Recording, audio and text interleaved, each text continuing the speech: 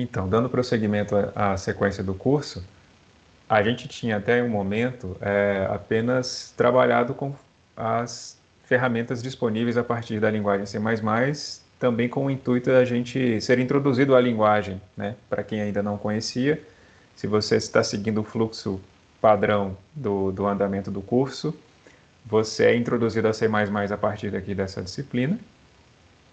E aí nessa disciplina a gente tem, eu dediquei essas 2, 3 primeiras aulas para a gente revisar alguns conceitos e ser introduzido a C++. Então a partir da aula 4, a partir de agora, a gente vai ser introduzido ao conceito em si de orientação a objetos e como isso é alcançado a partir da linguagem C++. Segundo o fluxo que eu observei do curso de Ciência da Computação aqui de Barra do Garças, vocês vem programação orientada a objetos aqui em programação 2, com C++, e depois vem também orientação a objetos com Java em programação 3, né?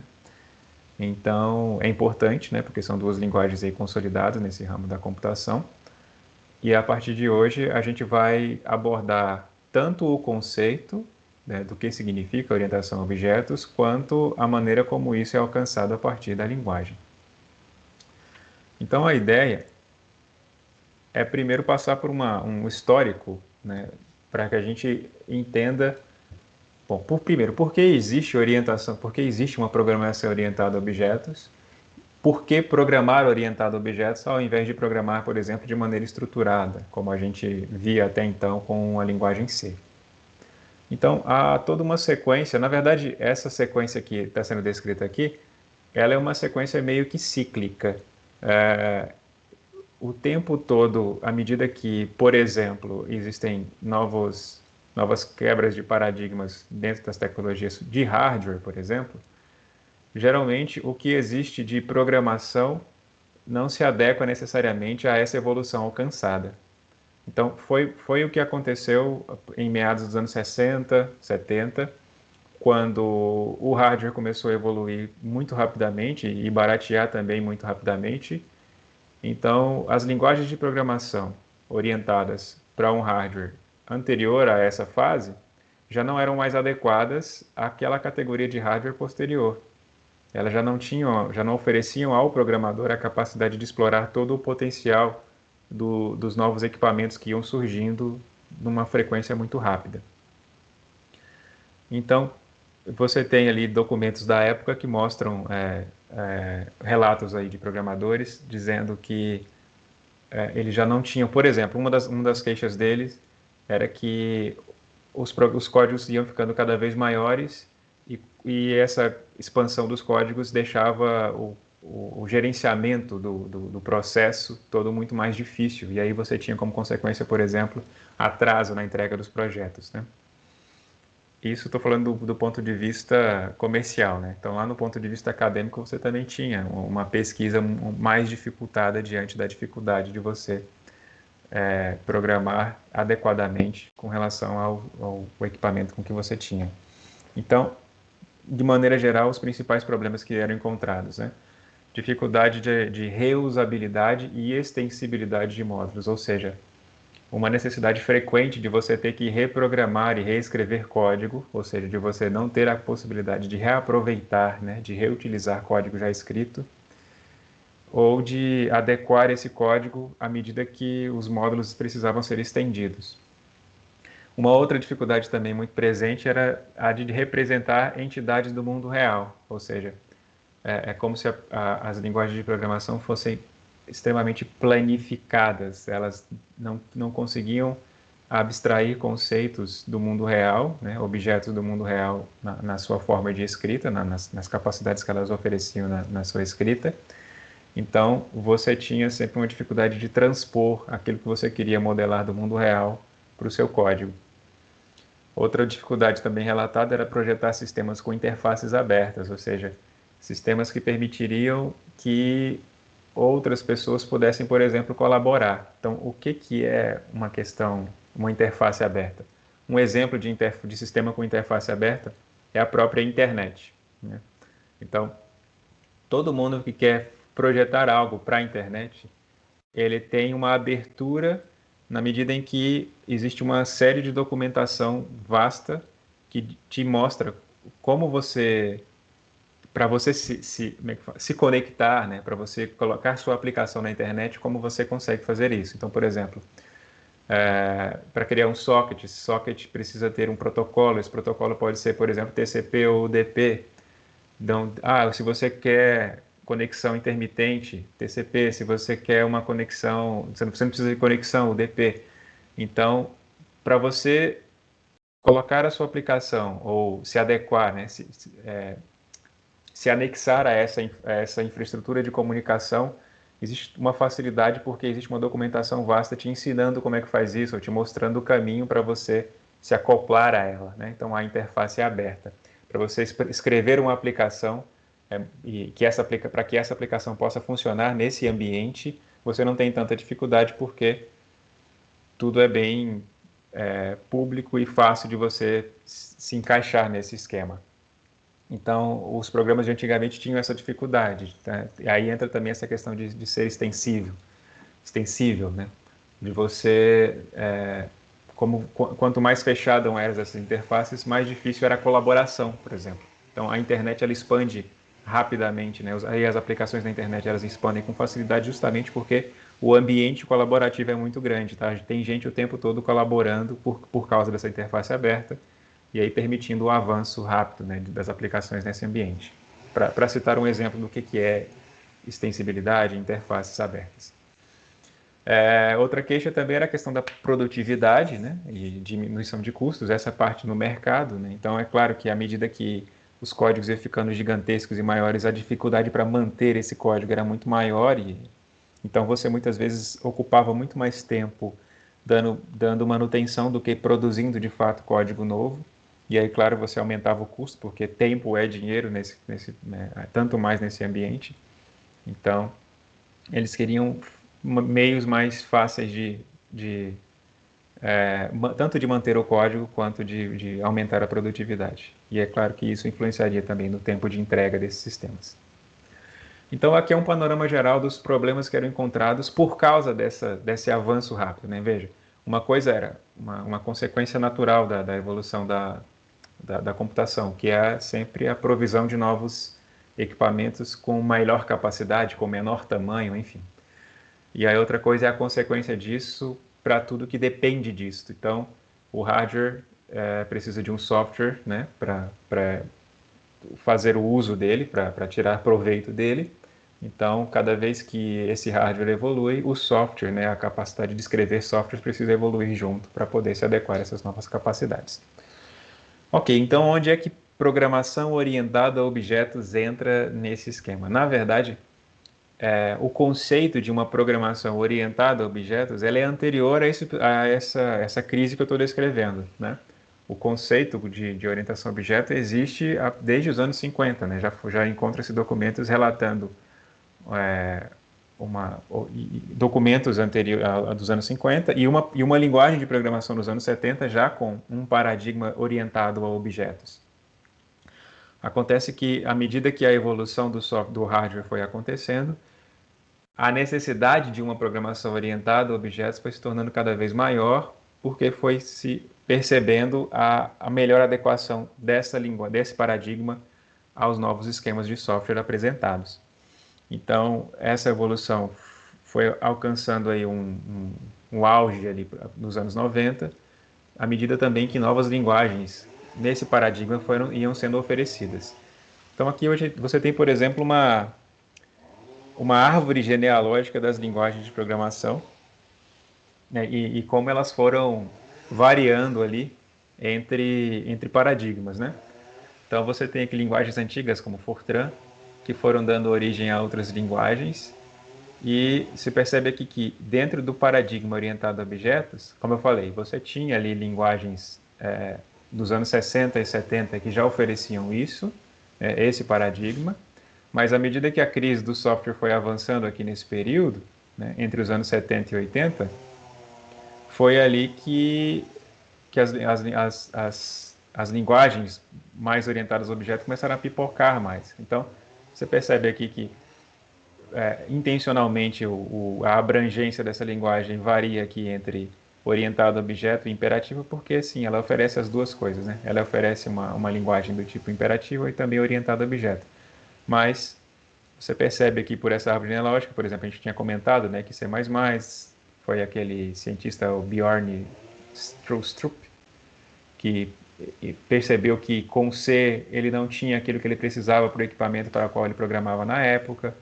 Então ele conhecia um pouco de Simula, e aí ele tentou herdar algumas coisas de Simula para orientação a objeto, com o que ele tinha em C, e ele conseguiu C++, né? Deveria ter também uma setinha aqui de C para cá também, né? Essa derivação de uma coisa para outra aqui.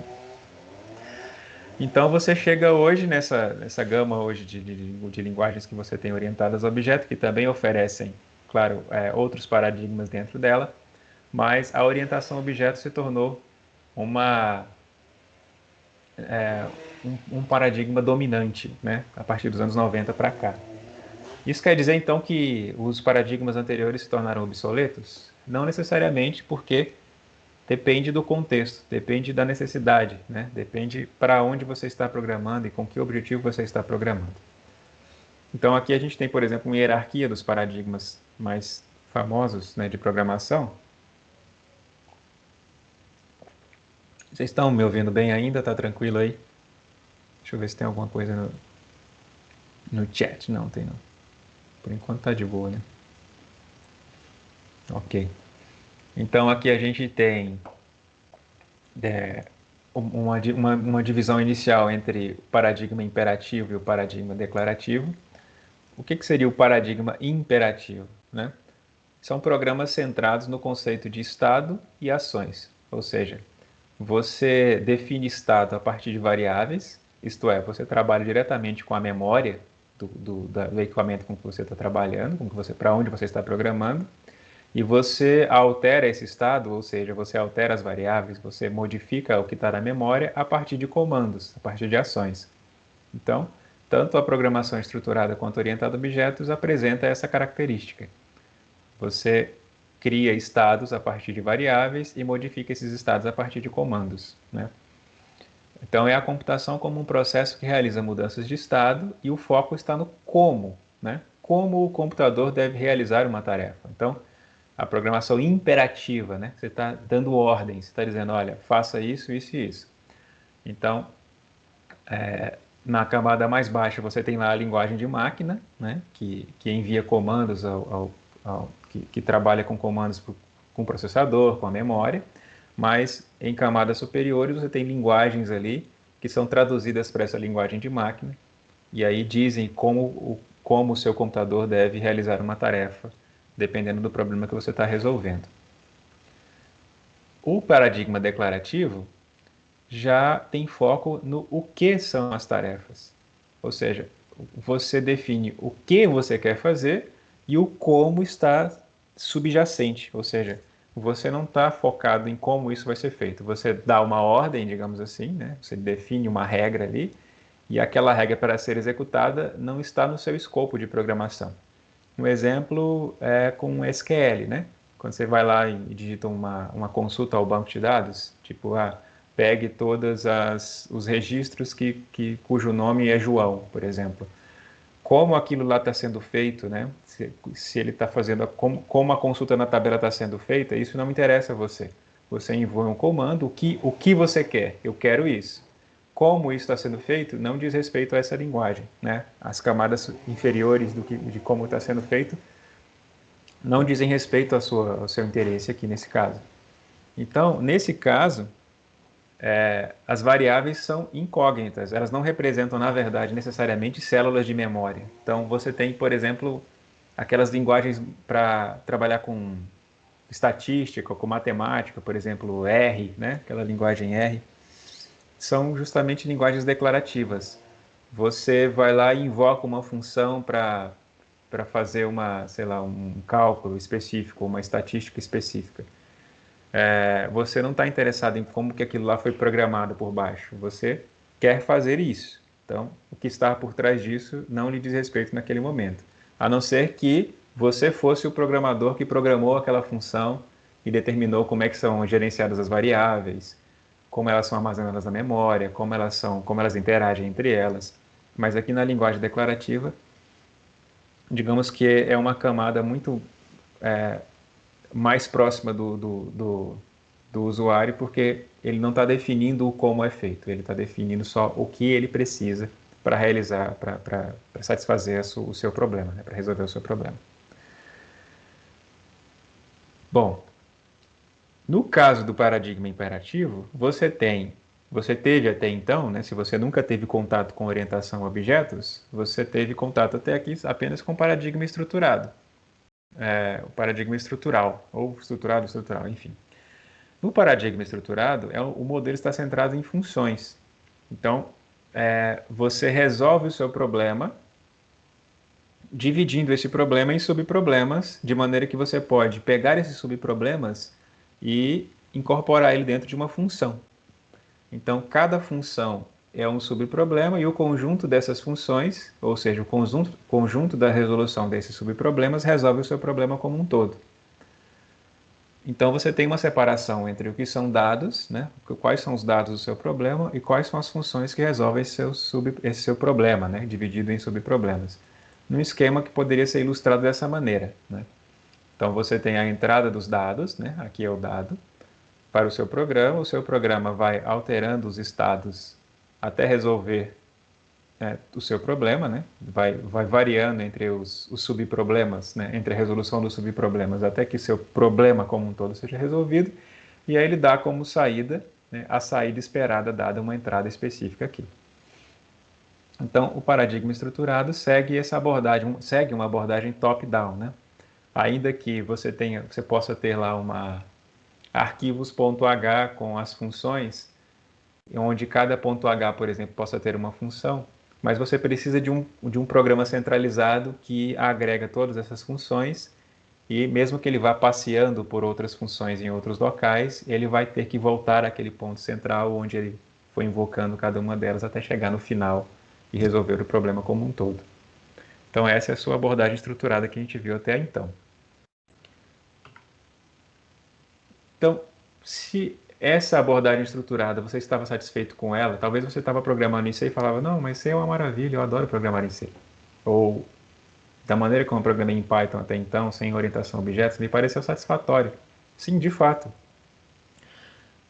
O fato de haver um paradigma diferente não quer dizer que o paradigma anterior seja descartável, né, a partir de então. O que você tem com o paradigma estruturado, por exemplo, é uma questão de eficiência. Principalmente para programas pequenos e algoritmos individuais. Então, se você tem problemas com escopo mais reduzido, um paradigma estruturado, uma linguagem C pura, por exemplo, ela é mais recomendada até porque ela é mais simplificada, ela conversa melhor com a máquina, inclusive, né? Ela é mais contida, inclusive, no uso de recursos. Então, às vezes, você tem lá, por exemplo, só um conjunto de sensores, onde cada sensor precisa de uma programação mínima ali para processar os dados de entrada e enviar uma saída para algum receptor desses dados. Então você não precisa necessariamente usar uma linguagem rebuscada, né, robusta, para resolver esse problema. Às vezes um simples programa estruturado é suficiente e vai economizar muito mais energia, né, consumo de energia desse sensor e memória, os recursos de hardware desse sensor, do que se você utilizasse alguma coisa que fosse, enfim, que fosse maior, mais expansiva ou que exigisse muito mais de codificação, como geralmente acontece com orientação a objetos, né? Muitas vezes para você definir objetos, você vai precisar de muito mais arquivos, por exemplo, interagindo entre eles ali. Só que à medida que esses problemas vão aumentando, o paradigma estruturado se torna não escalável, ou seja, ele vai perdendo a capacidade de aumentar o código sem que não aumente também a complexidade de gerenciamento desse código. Então, se o código vai ficando grande demais, e se você utilizar o paradigma estruturado, por exemplo, você vai perdendo a capacidade de manter esse código ou de reutilizar código, por exemplo. De repente, você vai estar lá reescrevendo muito mais código do que você deseja e você vai estar muitas vezes com muito mais dificuldade de encontrar o fio da meada de tudo aquilo que você está fazendo. Isso não quer dizer que você também não seja capaz de se envolver nesse tipo de problema programando orientado a objetos. pode dizer, por quê? Porque isso também depende de uma série de boas práticas, né? Você tem os paradigmas e você tem as boas práticas.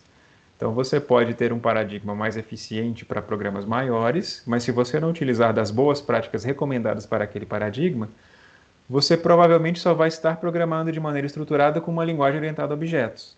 Isso acontece muito. Isso aconteceu muito comigo, inclusive.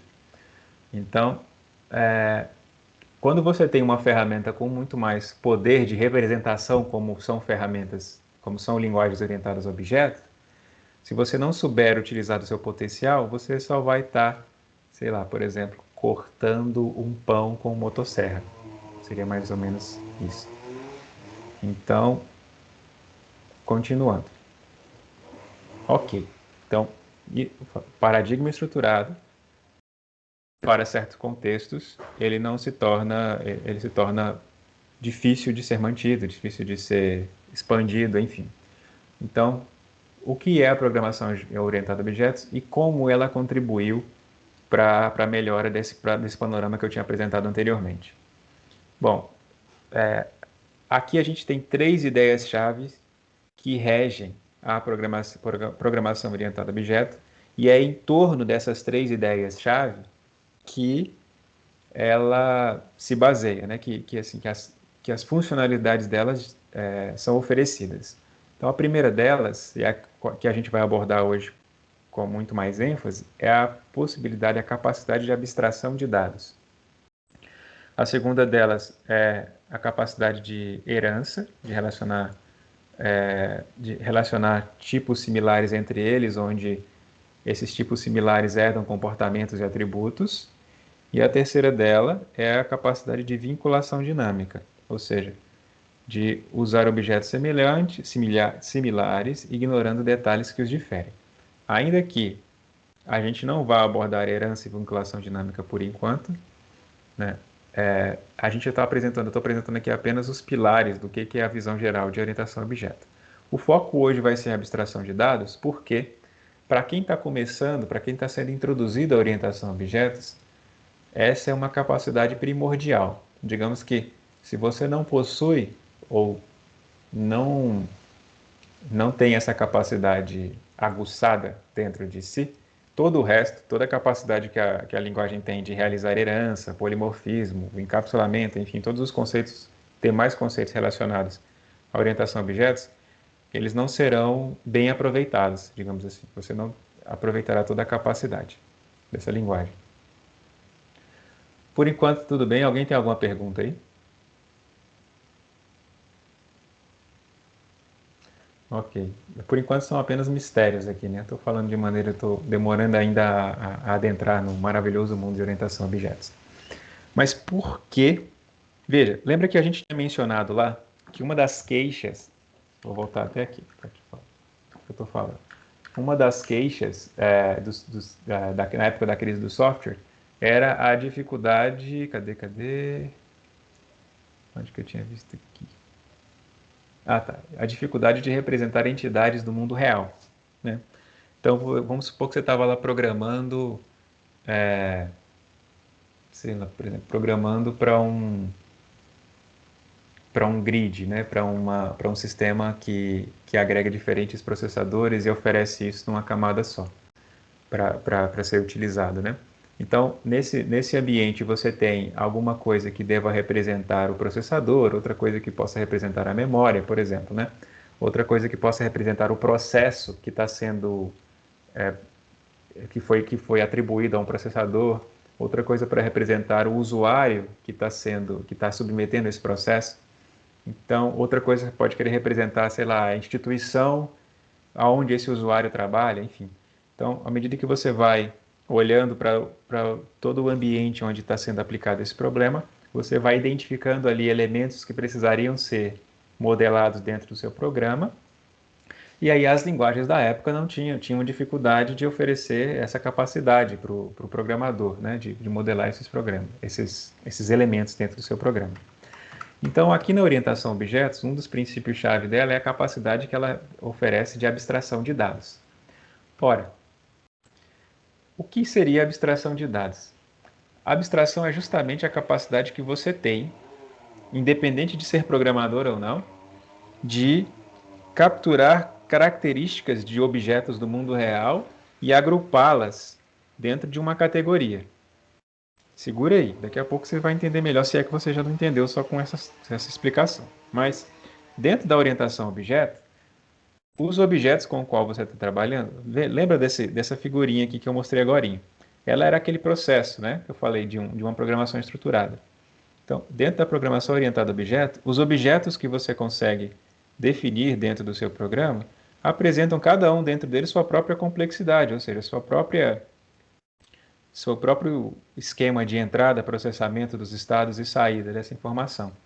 Então, você tem a programação, é claro, né? A programação estruturada está contida dentro da orientação a objetos. Você continua tendo a capacidade de programar de maneira estruturada, com a diferença de que esse não é necessariamente o foco, digamos assim. Você permite, sim, programar de maneira estruturada, mas a maior capacidade da orientação a objetos é de definir o que é aquele objeto, e não de o que é aquele objeto e de como ele funciona, de como ele se comporta, quais são as características de comportamento daquele objeto, e não o que de fato aquele objeto, como aquele objeto realiza aquelas capacidades. Ok, até eu me confundindo nesse que eu acabei de falar aqui, mas eu prometo para vocês que as coisas vão clarear aqui ao longo do tempo. Então calma lá, deixa eu me organizar aqui. Então, na programação orientada a objeto, os programas são estruturados em módulos que agrupam um estado e operações. Então, esses módulos é o que a gente chama de classes. O que é uma classe? Uma classe está diretamente relacionada com essa capacidade que eu falei de abstração. Então, classes são como os tipos. Então, lá na programação estruturada, você tinha os tipos, né? Inteiro, float, char, etc. Uma classe é como um tipo, e é como um tipo que você definiu. Então, por exemplo, quando você definia structs, você estava definindo um tipo. E eu tinha comentado quando eu falei sobre struct que não há muita diferença entre struct e classe, por exemplo, em C++. Então, se você já aprendeu a definir uma struct, você já tem uma noção de como definir uma classe. Ok. Essa classe, na medida que você define ela, você está tentando definir uma característica geral daquilo que você está representando. Então, você criou uma classe e você disse, olha, essa classe, ela possui isso aqui de atributo e essa função. Então, na medida que eu criei essa classe, um objeto dessa classe vai automaticamente ter aqueles atributos e aquelas funções. Então, esse objeto é chamado de instância dessa classe. Esse conceito vai ser repetido mais adiante. Então, o programador usa da sua capacidade de abstração para definir uma classe, ou seja, o programador olha para um objeto do mundo real que ele queira definir como classe. A partir desse objeto, dependendo do contexto, ele extrai as principais características desse objeto e transforma isso numa classe codificada. Essa classe permite ele, dentro do seu programa, definir objetos desta mesma classe, onde esse objeto vai herdar as capacidades que foram definidas naquela classe.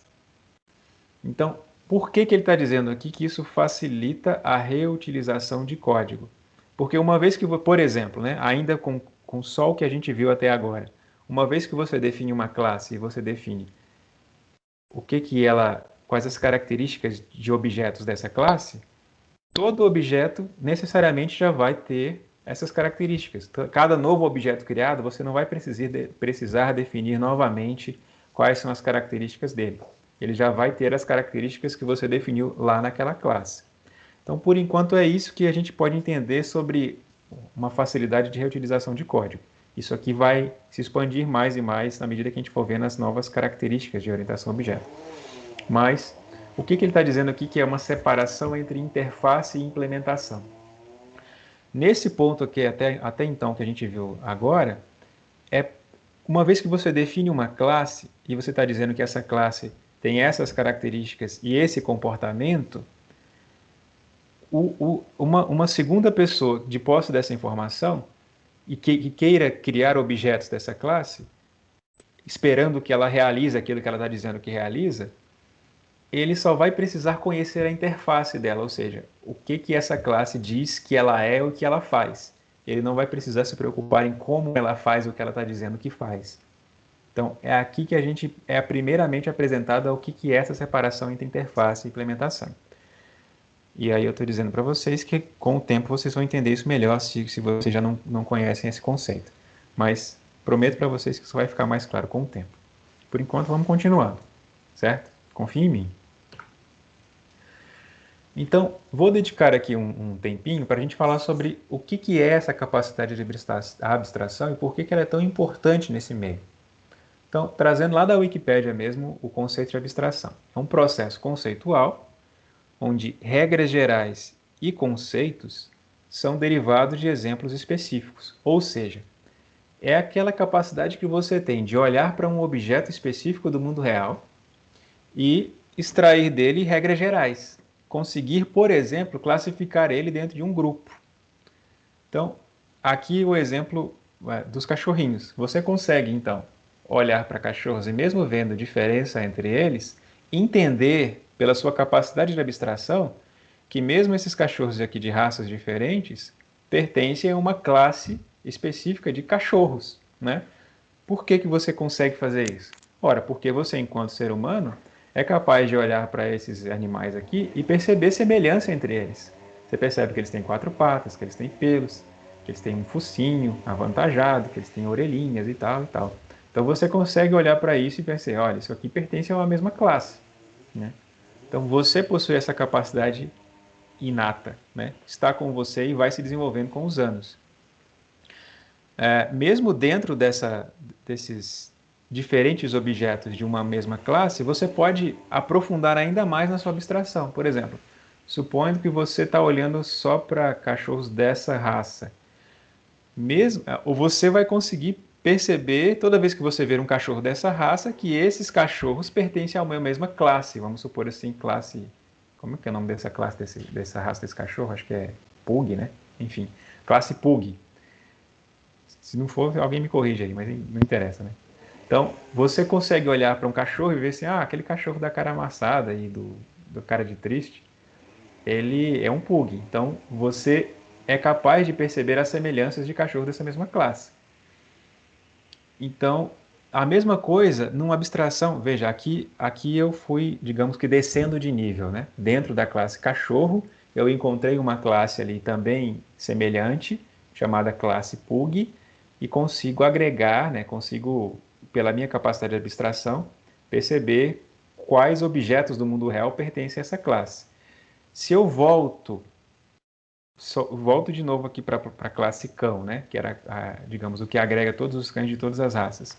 E se eu quiser subir um pouquinho mais nessa abstração, eu consigo perceber também que existem outros animais aí no reino animal parecidos com cachorros e que eu poderia considerar que pertencem, num nível mais alto, a uma mesma classe, né? Você deve ver uma foto de um lobo e deduzir que lobo e cachorro, em alguma maneira, pertencem a uma mesma classe, que é a classe dos caninos, né? Talvez a raposa também. Você olha para uma raposa e vê uma raposa, a raposa parece com um cachorro. Então, talvez também eles pertencem, raposa, cachorro e lobo, a uma mesma classe. Então, você, enquanto ser humano, tem essa capacidade justamente de, dependendo da profundidade, observar características em comum, enquanto despreza outras. Esse desprezo de outras características vai depender do contexto. Veja, se você é um veterinário, interessa a você saber a diferença de uma raça para outra. Então, se você for programar para um veterinário, você vai ter que olhar para a classe cachorro e a sua capacidade de abstração desse cachorro vai ter que ser mais profunda. Você vai ter que olhar para alguns detalhes em detrimento de outros. Ou seja, para você, enquanto veterinário, te interessa sim saber a raça do cachorro. Mas, sei lá, se você estivesse só programando cachorro enquanto, sei lá, você está pensando em programar, deixa eu pensar no contexto de um cachorro, de um cachorro onde não é contexto veterinário, sei lá. Você está programando um jogo, né? Tipo um The Sims. E aí você tem um pet, a classe pet. O pet pode ser cachorro ou gato, então você não quer saber lá se se o cachorro é de uma raça, se o gato é de outra raça. Você está querendo saber, olha, esse objeto pessoa pode ter um pet. Esse pet pode ser cachorro ou gato, né? Num certo nível, você não está querendo saber a raça desse cachorro, a raça desse gato.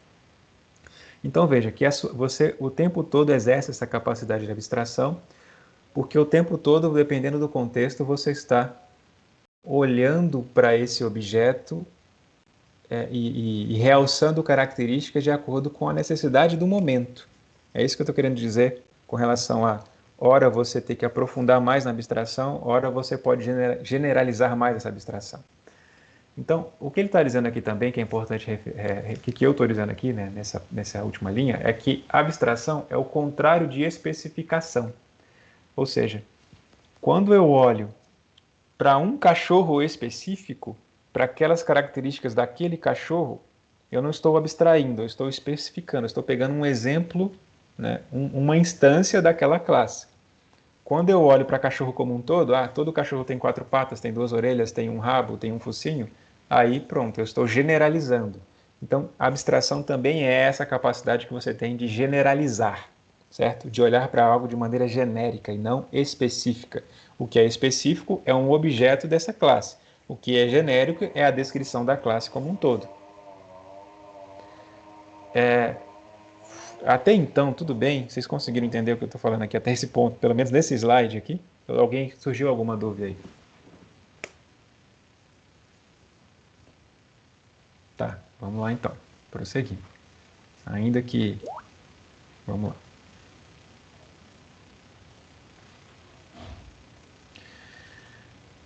Então, se eu gastei uns 7 minutos só naquele slide lá, é porque eu estou tentando deixar claro que essa capacidade de abstração ela vai ser importantíssima na programação orientada a objetos.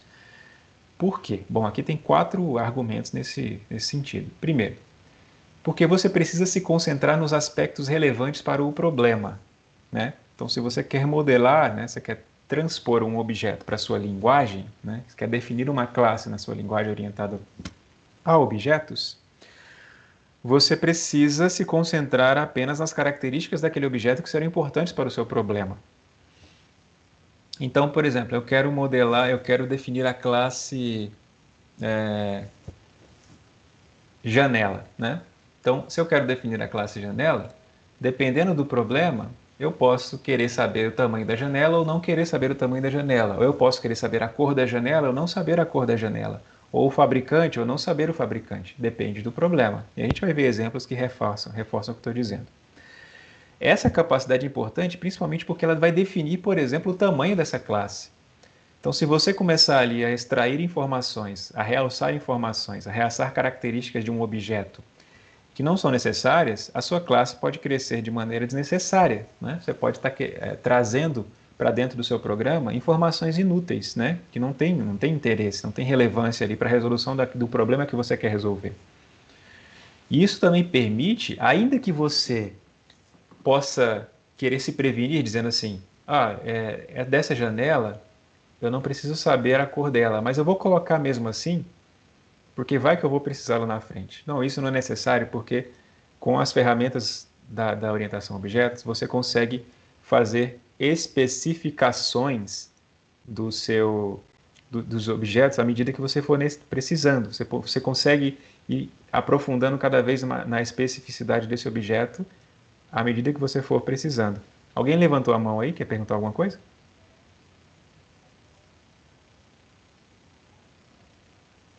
Ou foi sem querer? Tá, deve ter sido sem querer. Mas se tiver alguma pergunta, é só perguntar aí. Então, a gente vai ver que quando você define uma classe, você pode tentar ser o mais genérico possível, porque à medida que você for precisando de situações mais específicas, a orientação a objetos, a programação orientada a objetos vai te dar ferramentas para especificar mais objetos dessa classe, né? Ou especificar ainda mais essa classe, sem necessariamente ter que modificar a classe original, a primeira classe que você criou, certo? Por exemplo, com o conceito de herança. E, à medida que você cria classes mais concisas e mais genéricas em primeira instância, né? Em primeiro lugar, você reduz a complexidade de programação e utilização. Então, se você cria classes muito abrangentes, muito específicas, você vai aumentar a necessidade de ter que programar essa classe, programar também o comportamento dessa classe. Lembra que eu falei? Ainda que a orientação a objetos permite que você separe o que é a classe do que ela faz de fato, né, de como ela faz aquilo que ela diz que faz, em algum momento você vai ter que também programar aquilo que ela faz. Então, se você for colocando coisa demais no que ela faz já no primeiro momento, você, claro, vai aumentar a complexidade de programação. E também de utilização, ou seja, de quem queira utilizar aquela classe segundo aquilo que ela diz que faz. Ok. Então, aquilo que a gente tinha falado até então de abstração, essa capacidade que a gente tinha descrito, que você tem de olhar para objetos e extrair dele características comuns para todos os objetos daquela classe, é o que em programação orientada a objetos é conhecido como a definição da classe. Então você define uma classe a partir do momento, né, começando pelo momento onde você olha para aquele objeto e entende aquilo que você precisa descrever naquela classe com base naquele objeto que você está observando. E a especificação é quando você define, já com a sua classe definida, quando você instancia um objeto daquela classe. Então, se você define a classe cachorro no seu programa, quando você cria um objeto cachorro chamado Totó, pronto, Totó é um objeto da classe cachorro. Totó é um cachorro. Então, a abstração é a capacidade principal na hora de você definir uma classe, enquanto que a especificação, que é justamente pegar um objeto específico daquela classe, já é uma capacidade muito mais simples, que basta você declarar um objeto daquela classe. É como se você fosse declarar um tipo, né? Dentro de uma struct que você fez, você declara um tipo daquela struct, né? Um objeto, um elemento daquela struct. É a mesma coisa aqui na classe. Uma vez definida a classe, você consegue instanciar objetos daquela classe de maneira simples. Tem um cara cortando uma árvore aqui. Esse barulho está atrapalhando aí, por acaso? Acho que não. Tá tranquilo. Beleza. Bom, antes de avançar, deixa eu só tomar uma água ali e eu já volto. Nossa, o microfone quer desligar agora, meu Deus do céu.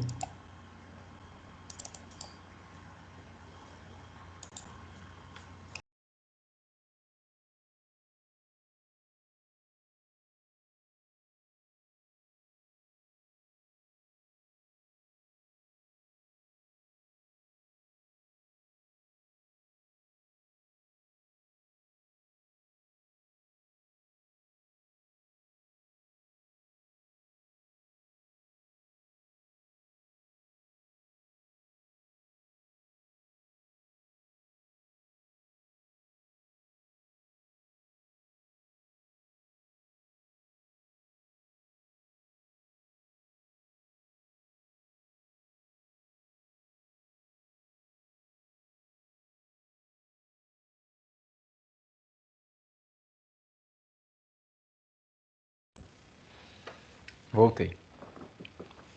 Então, eu tinha dito que uma definição de uma classe é o resultado.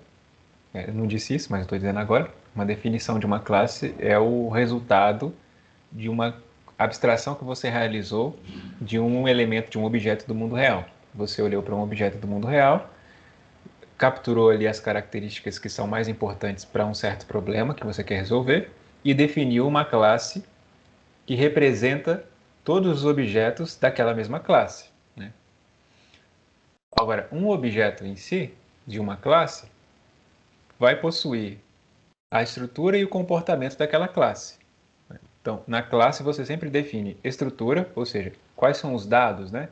Quais são os dados que descrevem, que caracterizam aquela classe. E comportamento, ou seja, quais são as funções, quais são as ações que também caracterizam aquela classe. Então, se eu olho para um cachorro, por exemplo, eu consigo detectar qual a estrutura daquele cachorro. Bom, um cachorro tem raça, um cachorro tem cor do pelo, por exemplo.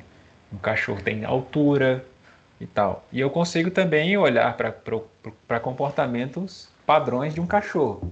Cachorros latem, cachorros fazem necessidades na frente da sua casa, mesmo que você tente tocar ele, eles voltam, né?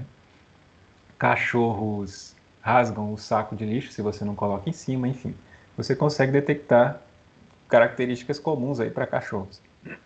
De comportamento, né? Não de características físicas, como eu citei com relação ao exemplo de estrutura, né? Dos dados que descreve esse cachorro fisicamente. Então, a estrutura de um objeto é o que a gente chama de atributos. Então, tudo isso que eu disse, por exemplo, com relação a altura, tamanho, peso, cor do pelo, são os atributos de um objeto cachorro. Todo cachorro tem uma altura, todo cachorro tem uma cor de pelo, todo cachorro tem, sei lá, um tamanho de rabo, enfim. Então, esses são os atributos do seu cachorro. O comportamento de um objeto é representado pelo conjunto de operações que podem ser executadas a partir dele, sejam as funções. Então, todo cachorro late, todo cachorro rosna, todo cachorro corre, né? Enfim. Então, são as características que podem ser abstraídas de um cachorro em termos de comportamento. Aqui, agora a gente pega um objeto impressora e olha para o que seriam os atributos de um objeto impressora, né? Aí, mais uma vez, para onde que você vai olhar para esses atributos vai depender do problema que você está resolvendo. Então, aqui a classe impressora, ela vai ter um atributo, ela pode ter, por exemplo, um atributo velocidade, que seria, sei lá, quantas páginas ela consegue imprimir por minuto. Essa é uma característica da impressora e todas as impressoras compartilham dessa característica. Todas as impressoras possuem uma velocidade, assim como todas as impressoras possuem uma resolução, né, de impressão, de quantos pontos por polegada elas conseguem imprimir na folha. E todas as impressoras também possuem um modo de trabalho, se é laser, se é jato de tinta, se é toner, se é, enfim, aqueles outros que tem agora ultimamente, que os tubinhos ficam de fora lá. Então, são características que, dependendo do problema, foram necessárias para descrever aquele objeto dentro de um programa, para resolver um problema a partir daquele programa. Eu poderia observar mais informações, mais atributos dessa impressora? Poderia, mas aí vai depender do seu problema. Por exemplo, se eu olho aqui para velocidade, resolução e modo, talvez a marca dessa impressora não faz diferença nenhuma para mim, né? Para dentro do problema que eu estou resolvendo, tanto faz saber qual que é a marca dessa impressora ou a cor dessa impressora. Talvez também esse seja uma característica irrelevante. Não quer dizer que, veja, tanto marca quanto cor são atributos comuns a todas as impressoras. De fato, todo objeto da classe impressora também possui uma marca e também possui uma cor. Mas, para aquela abstração que está com o intuito de resolver aquele problema, marca e cor são atributos desnecessários. Então, a sua capacidade de abstração foi necessária para realçar velocidade, resolução e modo e desprezar marca e cor para esse problema. Se fosse, por exemplo, uma criação, uma definição de um objeto para um programa de uma loja, marca e cor talvez já seriam relevantes, né? Agora, se for para uma outra situação, marca, sei lá, se eu quero só enviar um job lá, um trabalho para a melhor impressora possível que está disponível. Aí eu quero saber qual que é a melhor velocidade, qual que economiza mais, né, em termos de modo, né, e qual que apresenta a melhor resolução. Então, tanto faz eu saber a marca ou a cor dela. Eu quero a que melhor imprime com a melhor resolução e com o modo mais econômico. Veja bem, então é isso, é aí que está a sua capacidade de abstração com relação ao problema. Dependendo do problema, algum atributo vai ser realçado em detrimento de outro. Também com relação ao comportamento, muitas vezes você vai ver comportamentos que não são interessantes serem definidos para a sua classe. Aqui a gente definiu comportamentos que são facilmente abstraídos de uma impressora. Toda impressora geralmente tem lá uma função para imprimir uma página de teste.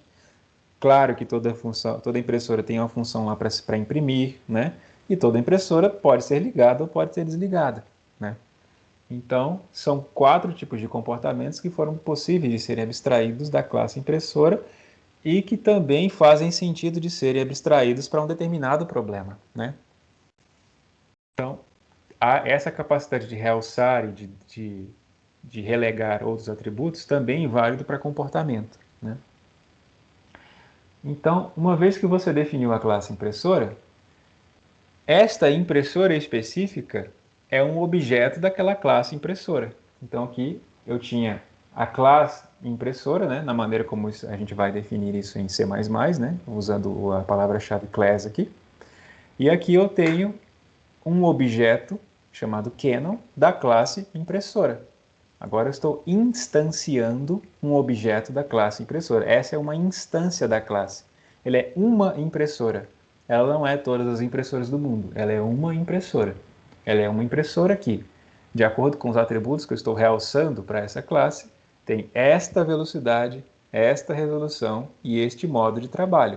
Mas, de fato, ela vai ter uma impressão, um imprimir teste, um imprimir, um ligar e desligar também. Ela compartilha do mesmo comportamento que qualquer outra impressora vai compartilhar.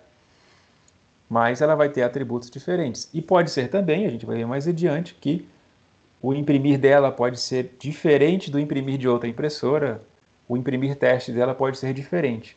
Mas não importa se é diferente como isso é feito. Para mim, no momento, só importa que toda impressora imprime página de teste e imprime. Então, quem tem acesso a essa interface que mostra, olha, aqui impressoras são definidas em termos de velocidade, resolução e modo, imprimir teste, imprimir, desligar e ligar. Então, quem vai programar a partir daí tem a sua vida facilitada, porque ele não precisa definir o que é feito, como é feito a partir dentro do imprimir teste, imprimir. Ele só precisa entender, bom, impressoras são assim. Quero usar impressoras nesse contexto. Bom, eu só posso usar impressoras em termos de velocidade, resolução e modo, e em termos de imprimir teste, imprimir, ligar e desligar. Então, uma vez que você acessa a interface, você toma conhecimento das capacidades de objetos daquela classe. Certo? Alguém tem alguma pergunta aí por enquanto? Se tiver, é só me interromper aí que eu paro. Então, continuando. Então, objetos com a mesma estrutura e o mesmo comportamento são agrupados em classes. Veja, a gente está voltando àquele conceito lá do cachorro. Eu vi um monte de cachorro e consigo entender que esses cachorros pertencem a uma classe. Eu vi um monte de gato e consigo perceber também esse agrupamento da classe gato, né? Então, aqui você tem diferentes objetos, né? Diferentes instâncias da classe impressora, todas elas, independente de tamanho, né? De marca, de cor, vão ter uma velocidade, uma resolução e um modo, e também vão oferecer essas possibilidades aqui de comportamento. Aqui a gente tem objetos da classe caneta, né? O que foi, nesse exemplo aqui, possível de extrair de atributos da classe caneta? Bom, toda caneta tem uma cor, toda caneta tem um estilo, né? Esferográfica, só lembro de esferográfica, enfim. Toda caneta tem um fabricante, né? Bic, stencil, stabilo, etc. Então, para esse contexto onde estava se definindo a classe caneta, esses foram os 3 atributos mais importantes. E quais são os comportamentos que foi possível de extrair de uma caneta? Toda caneta pode ser tampada, toda caneta pode ser destampada e toda caneta pode escrever alguma coisa, né? Ora, como acontece esse tampamento, esse destampamento, vai depender também de caneta para caneta. Como escreve, como que você tem, enfim, como ela espelha a tinta de dentro para fora aqui, também vai depender de caneta para caneta. Mas todo mundo tampa, todo mundo destampa e todo mundo escreve. Certo?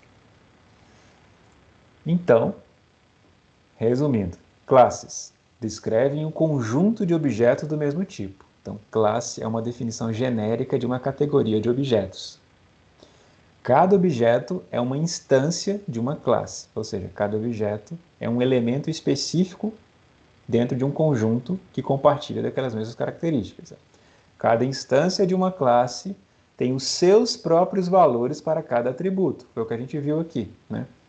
Esta impressora tem esta velocidade, esta resolução e este modo. Então, cada objeto, cada instância tem seus próprios valores para cada atributo. Os tipos de atributos são os mesmos, os valores vão variar. E elas compartilham o mesmo comportamento com outras instâncias.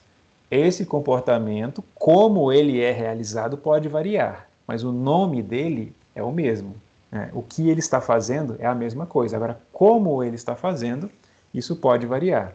Então, o que ele é a interface. Como ele é a implementação. Então, a definição de classe também, né, em alguma medida, pode ser entendida como uma definição de interface. Você está definindo o que é seu objeto. Isso, inclusive, facilita a sua programação. Quando você primeiro define o que são as coisas, para depois definir como elas vão se realizar o que você faz, o que você quer que ela faça, isso ajuda no processo de programação. Experiência própria. Então, aqui a gente tem a classe impressora e você tem agora dois objetos da classe impressora, né? Então, você tem os atributos, lembra que a gente acabou de falar. Cada impressora possui os mesmos, ela espera os mesmos tipos de atributos, né? Toda impressora vai ter velocidade, resolução e modo, mas também vai ter diferentes valores para esses atributos, vão ter o mesmo comportamento, mas não necessariamente a mesma forma como esse comportamento é executado, certo? Então você tem aqui duas instâncias, cada uma com atributos diferentes, né, para elas, mas o nome dos atributos é o mesmo, assim como o comportamento é o mesmo. Dito isto, vamos fazer um pequeno exercício aqui para saber se vocês entenderam ou se a minha voz está sendo uma canção de ninar para vocês. Olha aqui para a classe carro. Então, intencionalmente foi colocado aqui um desenho de um carro da maneira mais genérica possível. E um desenho é uma capacidade de abstração. Quando você desenha, você está exercendo sua capacidade de abstração. Porque, por exemplo, esse desenho aqui, ele realçou características mais genéricas de um carro. Todo carro tem rodas, todo carro tem janelas, né? Dependendo da profundidade com que você fosse abstraindo esse carro, você talvez quisesse colocar mais detalhes, sei lá, um capô, um farol, né, um banco, um volante, etc. Mas esse desenho é por si só uma abstração de um carro. Ora, se eu fosse então definir a classe carro, quais atributos eu conseguiria abstrair de um carro? Isso não é uma pergunta retórica, estou perguntando para vocês. Quem quer contribuir aí? Cor do carro, já disseram aí, né? Marca. Modelo. Ah, modelo, né? Ah, não, modelo. Vamos preencher aqui com as sugestões de vocês. Cor. Tirar do negrito aqui. Marca. E modelo. Tá, só coube isso, então vamos deixar só isso. Então, todo carro tem uma cor? Sim, mesmo que ele está todo enferrujado. Um dia ele teve uma cor original, né? Todo carro tem uma marca? Sim, né? Ainda que ele foi desmanchado ali, né, foi roubado e desmanchado, lá no coração dele ele saiu, em algum momento ele saiu de uma fábrica, né? E todo carro tem um modelo também, né? O carro pode ser um Fiesta, pode ser um Gol, pode ser um Fiat Uno, etc. Então, sim, de fato, vocês conseguiram aqui extrair 3 atributos que são comuns a todo carro. Então, parabéns, vocês conseguiram realizar a capacidade de abstração. Então vamos para o comportamento, né? Quais são comportamentos comuns a todos os carros?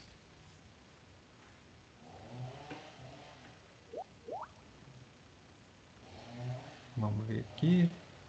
Todo carro liga, todo carro desliga, né? Todo carro... vamos colocar aqui Opa, estou digitando no lugar errado. Peraí. Vamos lá. Partida, vamos chamar de partida, usar o termo técnico aqui, né? Todo carro dá partida, né? Alguém colocou ali farol, né? Acende farol, né? Acende farol. Todo carro permite acender o farol. Tem esse comportamento. Buzina, né? Bem, perfeito. Todo carro também tem um método lá, buzinar. O meu, por exemplo, tem uma buzina meio rouca, mas ele funciona. Todo carro acelera. Acelera, né? Tem uma função acelerar lá. Todo carro freia também, né? Se ele acelera, ele também freia. Abaixa os vidros. Baixa os vidros. Abaixo, estou pensando aqui se abaixo os vidros é uma função do carro. Tá, por enquanto vamos deixar isso em suspenso, até porque já acabou o espaço aqui, né? Mas, porque assim, muitas vezes, e a gente vai fazer esses exercícios assim hoje também, a gente às vezes modela comportamento que não precisava ser modelado. Então, por isso que eu tive dúvidas em considerar baixar os vidros. Mas, ok, por enquanto vamos deixar só essas opções aqui. Então, todo carro dá a partida, todo carro acende o farol, todo carro buzina, acelera e freia, né? São comportamentos do carro que variam de carro para carro também, né? Tem carro que a partida é na chave, tem carro que a partida é no botão, né? Tem carro que a partida é elétrica, enfim, tem carro que a partida é automática, né? Que você para no sinal e ele para sozinho, quando você acelera, ele dá a partida sozinho, né? Tem carro que acelera de um jeito, de outro, né? Sei lá, enfim, dependendo do carro também. Tem carro que freia ABS, tem carro que freia com pastilha e por aí vai. Mas todo carro freia, todo carro acelera, todo carro buzina, todo carro dá partida. Então é isso, a gente conseguiu aqui abstrair também comportamentos comuns de um carro. Então isso aqui já é meio caminho andado. Se você tem essa capacidade, parabéns, você já está habilitado para programar orientado a objetos. Então, uma vez que você está habilitado para esta função, vamos aprofundar mais aqui um pouco então, nos conceitos. Aqui ficou um pouco repetitivo, estou falando de novo de atributos, mas para lembrar vocês, quando a gente definiu lá marca, cor e modelo, a gente está realçando atributos daquele carro. Então, são características específicas dos objetos, né? Então, cor, marca e modelo são características específicas da classe carro, né? Então, dentro de uma abstração maior, eu não poderia definir marca como um atributo de classe pessoa. Uma pessoa não tem uma marca, né? Uma pessoa não tem um modelo, né? Aquela pessoa é da Fiat, por exemplo. Então, são atributos relacionados a objetos específicos, dentro de um universo de objetos. Então, cada atributo tem um valor para um objeto particular, o que a gente viu agorinha, né? A gente viu lá diferentes impressoras com diferentes atributos. E para cada atributo, aqui sim uma novidade, né? Deve ser definido tanto o nome do atributo quanto o tipo do valor que pode ser armazenado naquele atributo. Aqui já é a sua capacidade de programação tendo que ser exercida, né? Então, se eu olho aqui para cor, marca e modelo, que tipos deveriam ser para representar esses atributos aqui?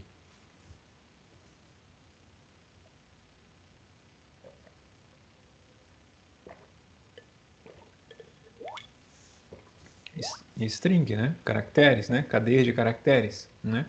Se eu quero colocar vermelho, ou verde, ou em azul, que seja, ou Fiat, ou Volkswagen, ou Renault, né? Eu preciso de caracteres para descrever isso daí. Então, tenta me dizer aí um atributo de um carro que poderia ser expresso com o tipo inteiro. Consegue me dizer?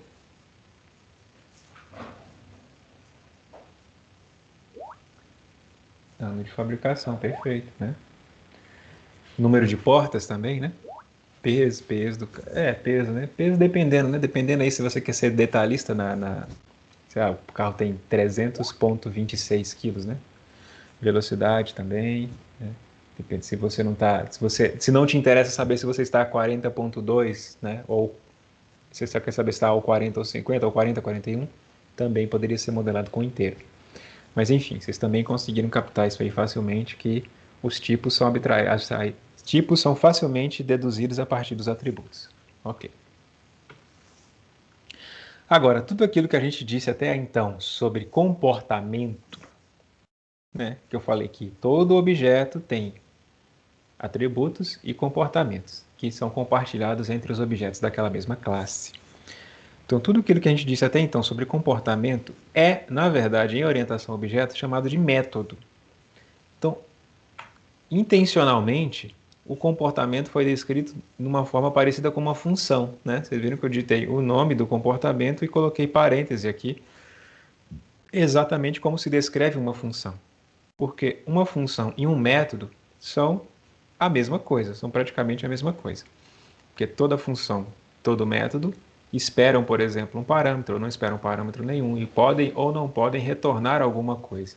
Então, quando a gente está falando de comportamento de um objeto, a gente está falando dos métodos que aquele objeto pode executar. né? É a mesma coisa. Nesse caso aqui são sinônimos. Então, as funções que podem ser aplicadas em barra por um objeto de uma classe. Por que em barra por? Ou seja, vamos ler aqui primeiro só o em. Funções que podem ser aplicadas em um objeto de uma classe. Ou seja, uma coisa que pode ser aplicada a um objeto ou uma coisa que pode ser aplicada por um objeto. Perceberam a diferença? Então, podem ter métodos que são aplicados a um objeto ou podem ter métodos que podem ser aplicados por um objeto. Tá, mais adiante a gente vai ver quando um objeto pode ser resultado, né, ser o fim de um método, ou quando ele é o princípio de um método. Ele executa esse método, ou ele é, digamos, executado por esse método, digamos assim. Então, um conjunto de métodos forma o comportamento, né? Eu estou só atualizando aqui o termo. Então, tudo aquilo que a gente falou de comportamento e as funções que definem aquele comportamento são os métodos daquele comportamento. Objetos da mesma classe compartilham os mesmos métodos. Mais uma vez, atualização de termos. Então, assim como as funções, métodos podem ter parâmetros, podem ou não ter parâmetros. Então, aqui é um exemplo de uma representação UML de uma classe, onde você já tem o nome dessa classe, os atributos desta classe e os métodos desta classe. Então, aqui você tem quais são os atributos da classe empregado que foram necessários de serem abstraídos para esse contexto. Apenas nome, endereço e salário. Certo? Aí ele está dizendo aqui desde já que esse nome pode ter no máximo 30 caracteres, enquanto que esse endereço no máximo 50 caracteres, enquanto que o salário é do tipo float, ou seja, eu estou interessado também nos centavos desse salário. Né? E aqui os métodos, as funções, os comportamentos. Né? Todo funcionário pode ter um método de atualizar, ou seja, todo funcionário permite que eu atualize o nome, o endereço e o salário dele. E todo funcionário tem um método chamado mostrar dados, ou seja, que permite eu mostrar o nome, o endereço e o salário dele. E aqui é uma representação de um objeto da classe empregado. Ele está dizendo aqui que empregado A é um objeto da classe empregado. Isso aqui só é importante porque às vezes algum exercício você vai ser você vai ter apenas a representação UML da classe e não uma descrição formal, um enunciado, né? Vai ter alguma coisa assim do tipo defina a classe como descrita nessa representação UML. Então você vai olhar para essa classe e vai entender o que são atributos, métodos dela e vai descrever isso na linguagem. Então muitas vezes você vai ter essa figura aqui ilustrando aquela classe e vai instanciar vai descrever aquela classe a partir dessa figura. Então, já estão sendo introduzidos ao como você representa uma classe a partir da linguagem UML. Né? Ok. Uma vez que você define objetos de uma instâncias de uma classe, perdão, esses objetos podem invocar um método. Ou seja, se esse objeto possui métodos, né, dentro dele, ou seja, possui comportamentos, esse objeto pode invocar esse comportamento. Então, é isso que a gente chama de invocação. É quando um objeto invoca o seu método que ele pode realizar, um método que ele pode realizar. Essa invocação, ela pode ser tanto dele para ele mesmo, digamos assim, ele só está atualizando uma informação dentro dele, ou ele só está mostrando uma informação para fora, ou pode ser de um objeto para outro objeto.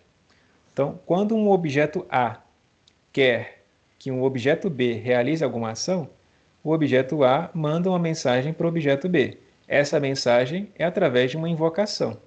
Então, por exemplo, aqui a gente teria lá um objeto da classe janela, imaginando que seja um programa que tem várias janelas. Eu estou numa janela específica que é cadastro de empregados. Então, essa janela específica invoca o método atualiza, que atualiza os dados para o empregado A. Então, ele está dizendo, olha, o empregado A chama Ana, mora no endereço XX e recebe R$300. Ana escravizada. Então, esse objeto da classe janela comunicou-se com o objeto da classe empregado através do método atualiza. Então, Ou, em outros termos, o próprio objeto empregado lá poderia invocar o método atualiza por si mesmo, sem a necessidade, talvez, de um outro objeto para isso. A gente vai ver isso. Na verdade, a gente vai começar vendo essa invocação de métodos a partir do próprio objeto.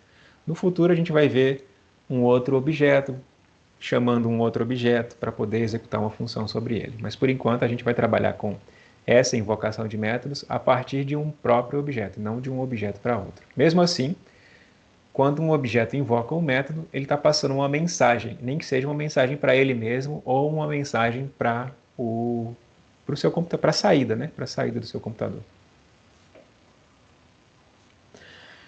Ok, dito isto, aqui temos uma estrutura padrão de uma classe em C++.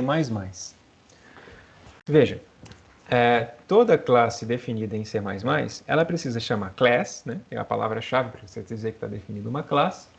Você já precisa definir o nome da classe e você vai definir entre chaves aqui o corpo da sua classe. Em que consiste o corpo da sua classe? Consiste na descrição de quais são os atributos dessa classe, de quais são os construtores dessa classe e os métodos dessa classe. Por enquanto, não diz respeito ainda a esta aula saber o que são construtores, né? Talvez você já tenha sido introduzido a esse conceito em algum outro ponto, mas por enquanto a gente ainda não vai trabalhar com construtor. Hoje a gente vai trabalhar com atributos e métodos, certo? Então hoje a gente vai definir uma classe e essa classe vai possuir atributos e métodos. Uma vez definida uma classe, você precisa definir o programa que vai utilizar, ou seja, que vai criar objetos daquela classe. Aqui está dizendo que as instâncias, os atributos daquela classe são definidos normalmente, como você declara uma variável, né? Então, da mesma forma como você declara uma variável no programa principal, você define como é uma variável de atributo.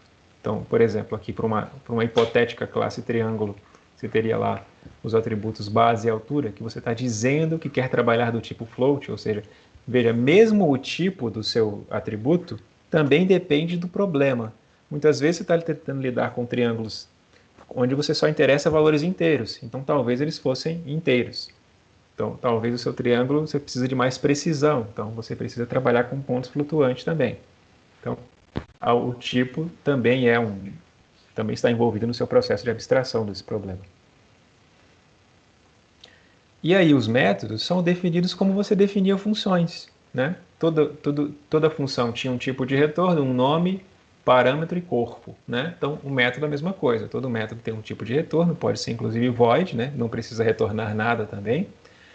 Ele tem um nome e é interessante também que você adote esse esquema de definição de nomes, né? Que é se são duas palavras que definem aquele método, a primeira palavra minúscula, a segunda palavra com letra maiúscula, né? Existe até um termo para isso aqui que eu me esqueci agora. Uma nomenclatura para essa forma de definir nomes de métodos, né? A lista de parâmetros, ou seja, ele pode ou não pode receber atributos, né? Ele pode ou não pode receber parâmetros, né, nessa função, nesse método, e o corpo, né, o que ela faz lá dentro. Né? E aí, uma vez que você define um método, esse método pode ser invocado a partir de um objeto. Veja, aqui já é um objeto T1, né? Essa aqui é uma hipotética classe triângulo, onde agora eu tenho o triângulo T1 invocando o método calcula área, certo? Então, se a gente viu anteriormente que todo triângulo tem uma base e uma altura, eu espero que, invocando a classe calcula área, ele me retorne a área com base na base e na altura desse triângulo, né? Então, recapitulando, assim se definem atributos, assim se definem métodos, e assim eu invoco um método a partir de um objeto, certo? Então, métodos são invocados a partir de objetos, porque esse método pertence a esse objeto, que pertence a objetos dessa mesma classe triângulo criada. Bom, dito isso, como é que você instancia um objeto?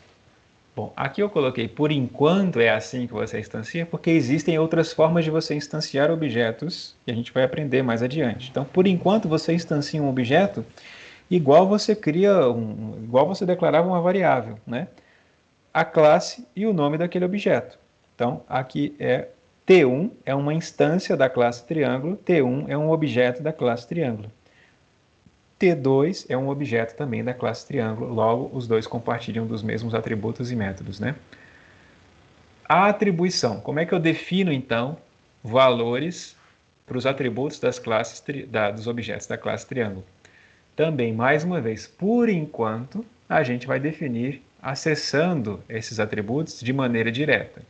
Por enquanto, porque mais adiante a gente vai ver que essa forma aqui não é recomendada de acessar dados de atributos de maneira direta, assim. Mas por enquanto a gente vai fazer assim, vai acessar usando também o ponto. Então, T1 ponto base, recebe o valor que você quer, ou CIN, né? Você pode usar pelo teclado também.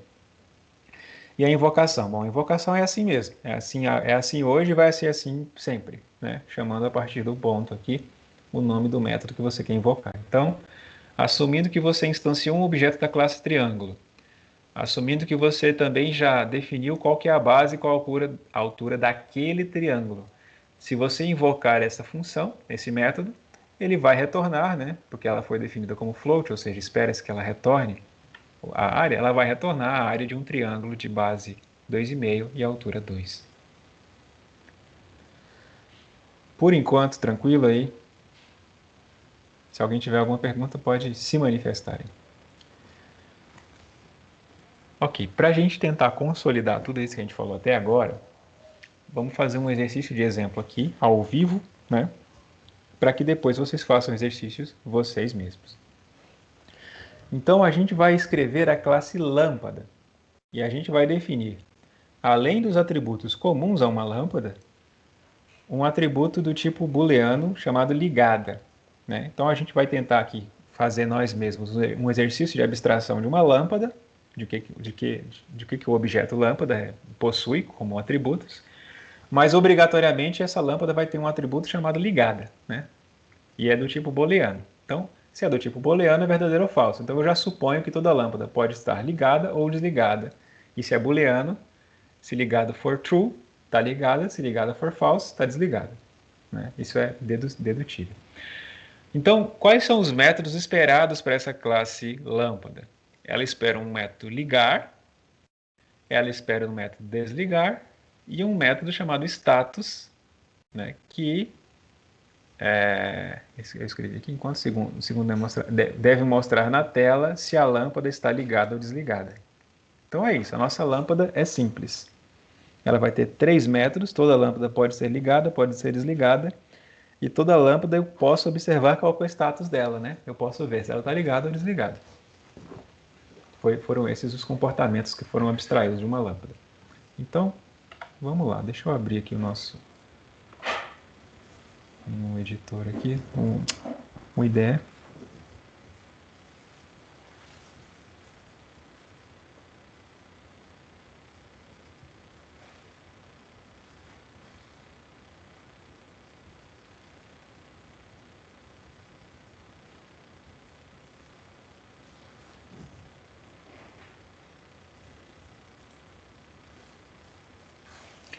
Paciência com a minha carrocinha aqui, porque eu estou numa máquina virtual.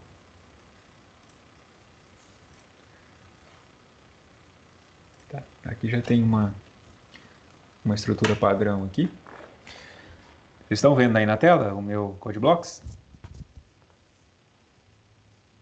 Beleza. Então,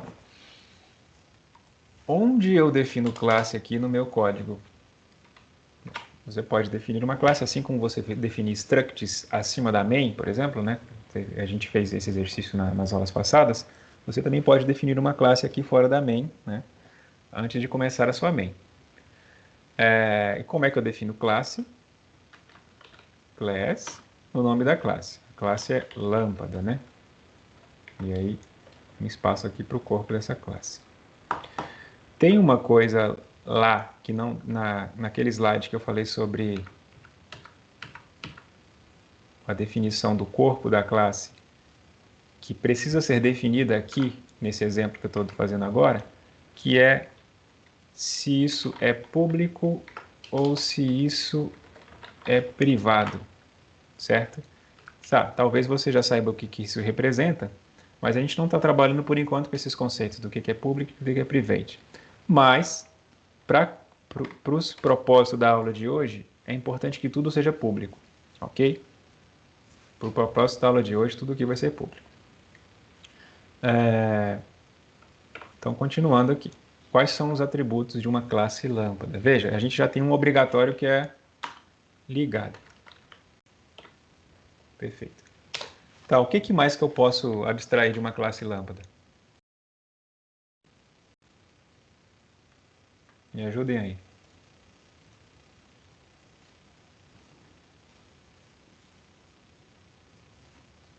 Cor? Tipo, cor da lâmpada.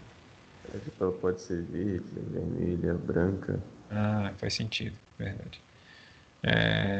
Fluorescer. Ah, sim, o tipo se é fluorescente e tal. Então, vamos lá. Uma lâmpada pode ter um tipo, então string tipo. Uma lâmpada pode ter uma potência, né? Tipo de consumo, ABC, uma voltagem, né? Então, ela pode ter uma voltagem, se é 220, se é 110, e uma potência, né? Isso, uma potência também. São características comuns a uma lâmpada. Lumens, isso, né? Quanto ela ilumina e tal. Ela pode ter uma marca também, né? Ela pode ser Osram, ela pode ser Lux, né? Enfim. Mas por enquanto vamos ficar com esses 4 aqui, então. Toda lâmpada pode ter um atributo de estar ligado ou não. Tem um tipo, tem uma voltagem, tem uma potência. Ok. Fora isso, quais são os métodos que ele pediu para a gente criar? Ligar. Então, toda lâmpada pode ser ligada.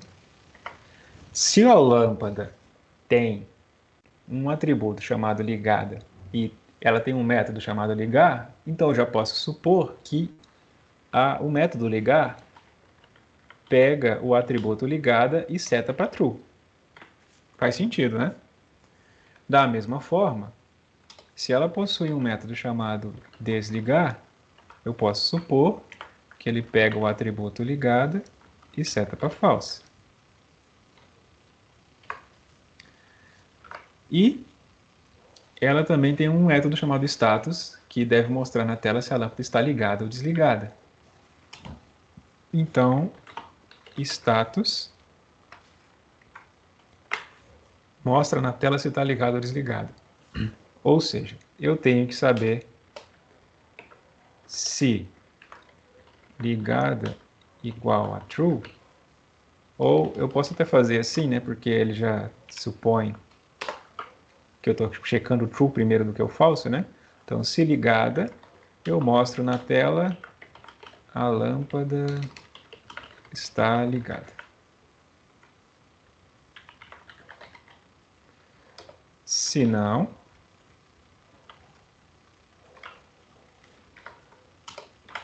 a lâmpada está desligada. Perfeito. Então, está pronta a nossa primeira classe. Nossa primeira classe foram definidos os atributos e os métodos para ela, de maneira bem simples por enquanto, né? Também deduzindo a partir daquilo que os atributos são, quais são os atributos dela. Então agora vamos testar essa classe, testar objetos dessa classe, né? Vamos testar a classe que acabou de ser criada. Então como é que eu crio um objeto da classe lâmpada? Eu chamo o nome da classe e crio um objeto e dou um nome para ele. Vou chamar de lamp1. Vou criar duas lâmpadas aqui, lamp1 e lamp2. Bom, lamp1 tem um tipo, uma voltagem e uma potência, né?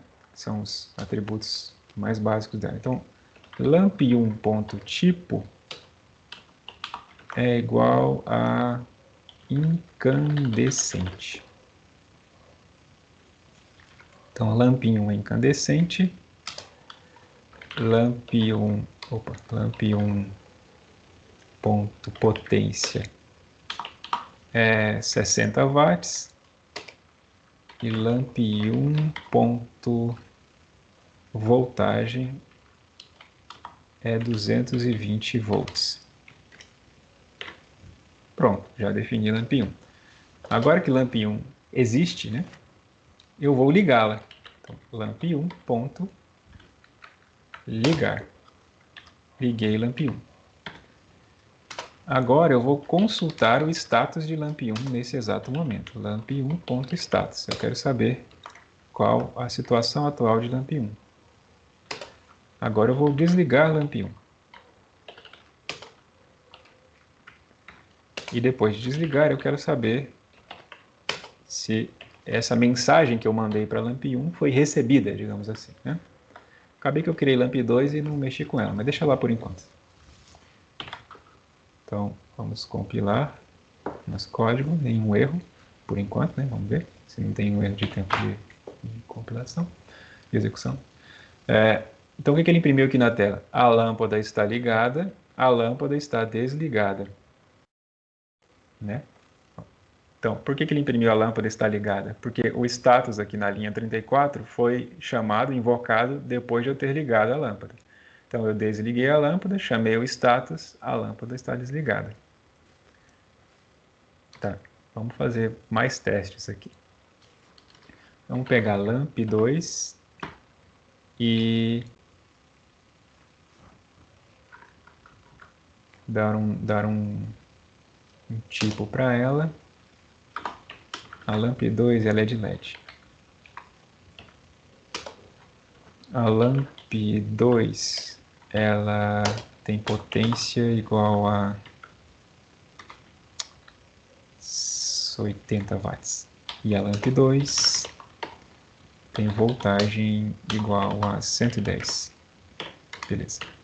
Agora eu vou ligar lamp2 e vou exibir o status de lamp2. Ok. Então, agora se eu executar esse programa... Opa, o que eu errei aqui? Não, ligar, né? Não é ligada, não, ligar. Então, esse último, a lâmpada está ligada, pertence à lamp2. Só que, pô, não está legal, né? Eu quero saber qual lâmpada está ligada, né? Aqui ele está mostrando, a lâmpada está ligada, mas qual delas? Então, eu poderia modificar aqui o método status para que ele dissesse que a lâmpada, por exemplo, do tipo tal está ligada e a lâmpada do tipo tal está desligada, né? Eu poderia fazer assim, né? A lâmpada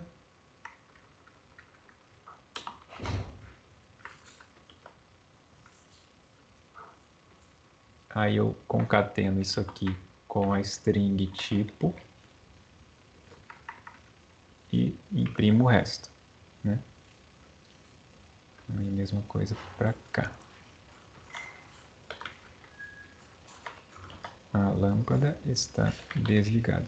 Então agora ele vai imprimir não só a lâmpada, mas o tipo da lâmpada, qual que é o tipo da lâmpada que está ligada ou desligada. Bom, teria um espaço ali, né? Peraí.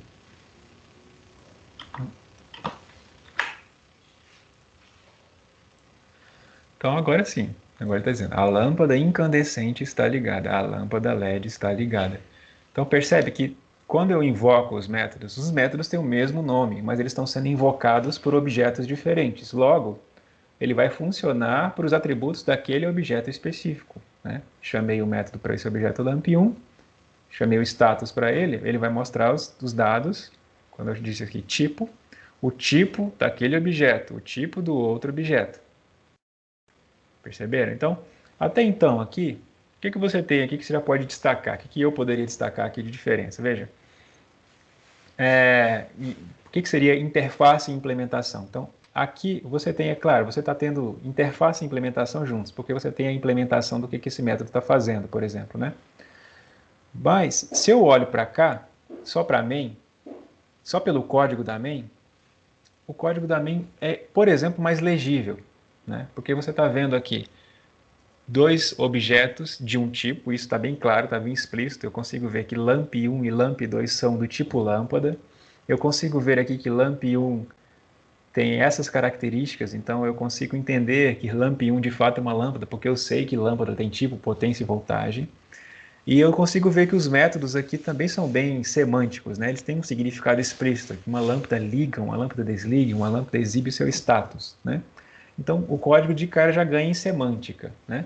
Então, se você só tem acesso, por exemplo, a essa parte, não tem acesso a essa, você não tem uma dificuldade maior de entender o funcionamento disso, porque a própria forma como você descreve o método, o próprio nome que você dá para o método já deixa claro o que está sendo feito. Não deixa claro necessariamente o como está sendo feito, a não ser que você tenha acesso à implementação da classe. Mas o que está sendo feito fica claro. E quem está fazendo também fica claro. Olha, é a LAMP1 que está sendo desligada, é a LAMP2 que está sendo ligada, né? Então, aqui, enfim, é o que a gente pode destacar aqui dos primeiros ganhos que você tem com o uso de classes. Talvez ainda esse ganho não esteja assim tão explícito para você, porque até então não há muita diferença, de fato. Eu admito que não há muita diferença da forma como você descreveu uma struct no passado, de como você está descrevendo uma classe aqui. Mas à medida que a gente for evoluindo nos demais conceitos, como tipo de acesso, se é público, privado, construtores, destrutores, etc., a gente vai tornando o uso de classe muito mais específico aqui. Por enquanto, eu acho que isso é o suficiente por hoje, em termos de definição de classes, né? E é o suficiente para a gente começar a fazer exercícios ainda hoje, se vocês quiserem, né? Como não é obrigatório por causa daqueles esquemas que eu já falei. Mas o que eu proponho para as próximas 2 horas, né, opcionais aí, se você quiser passar as próximas 2 horas aí fazendo exercícios, é o seguinte. Deixa eu abrir aqui. O AVA.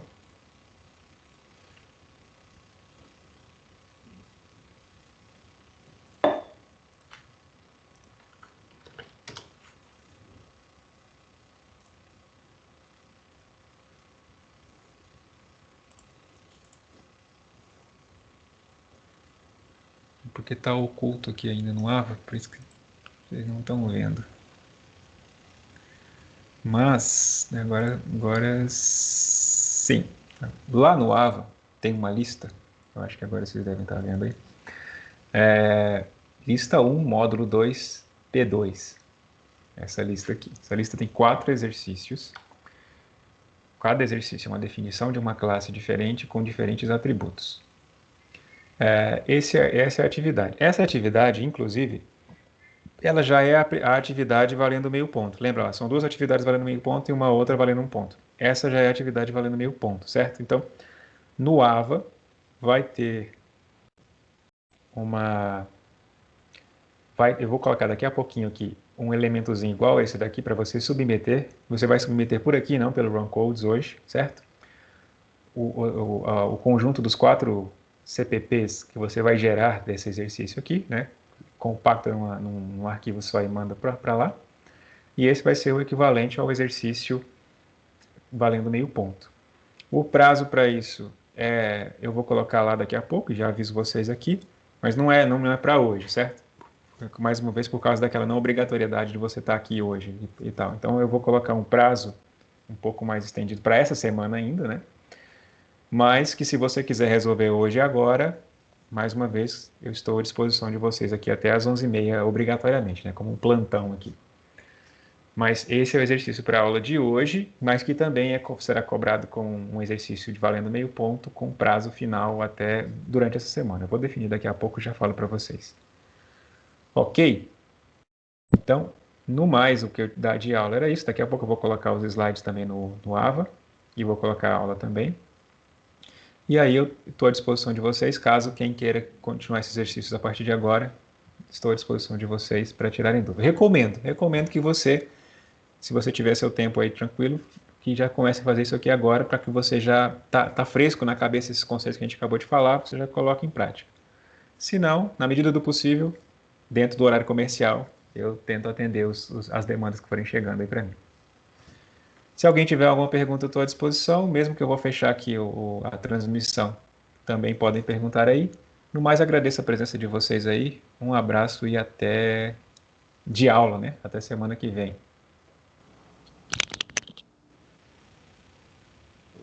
Até mais, professor.